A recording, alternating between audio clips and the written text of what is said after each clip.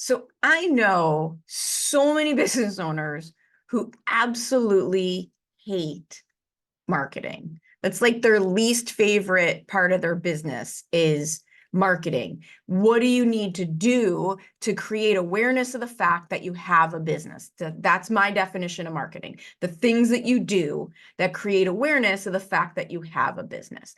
And they don't like marketing a lot of times because they don't know what to do. Totally get that. I understand that. Or because they feel like they're chasing people. Totally understand why we don't like that feeling either. But here's why I love marketing. Here's something to think about why I absolutely love marketing. To me, marketing helps you, the business owner, create sometimes magical aha moments for your prospective clients. Even the people who don't become your clients, even if it's just your prospects, your audience, marketing done well and done right, in my opinion, can create an absolute aha moment for the people who view it. Because marketing, getting your message out there about how you might be able to help people and your understanding of the problem that they're having can change their way of thinking. It can actually change somebody's way of thinking when you offer them a solution that they might not have known that was possible before. You can not just change their future through your marketing, that's your programs and your offers and your solutions and what you do for people, but you can change the way somebody thinks so that they start to think something's possible that previously they didn't know how to do.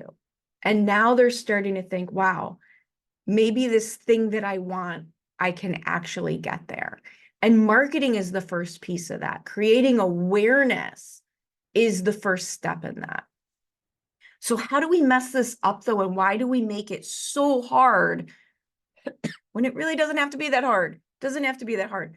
I want to give you a couple of buckets to use as a litmus test for your marketing, for how you're going about creating awareness that you have a business. And the first two buckets that go together is what you're doing active in nature or is it passive in nature?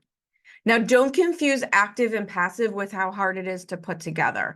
There's a lot of things that take a lot of work to make happen, but they aren't active in nature. And what I mean is, how much influence do you have over whether or not someone engages with you or your marketing efforts? So for example, speaking at an event that you also get to network at is very active. Networking itself is very active.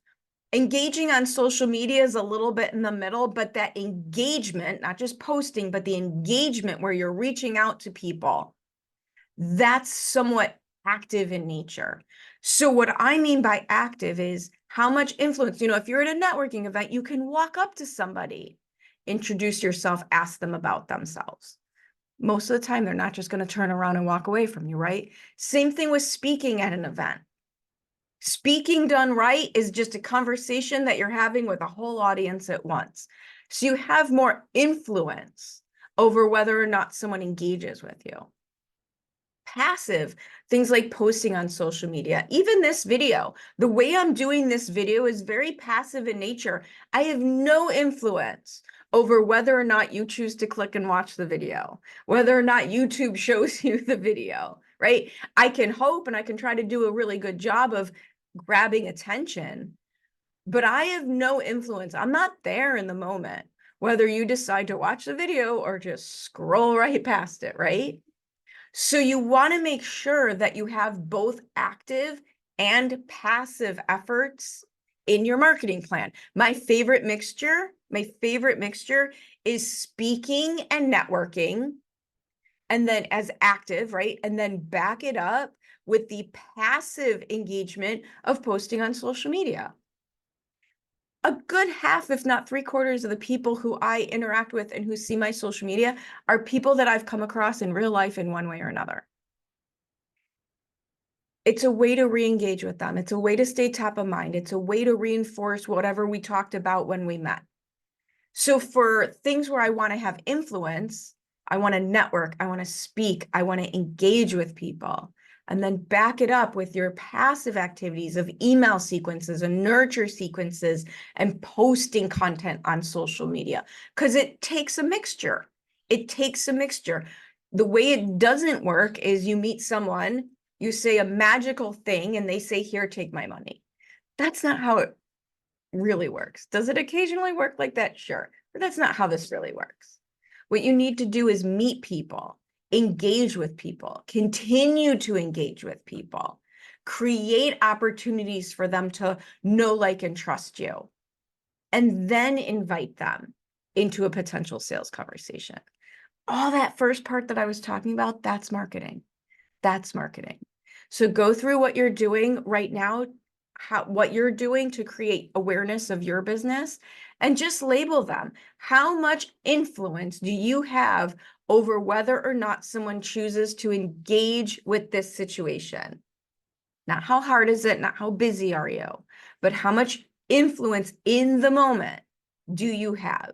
And make sure the faster path to making money is that more of your activities fall in that active bucket, and then back them up with all the cool things that you're putting in your passive bucket.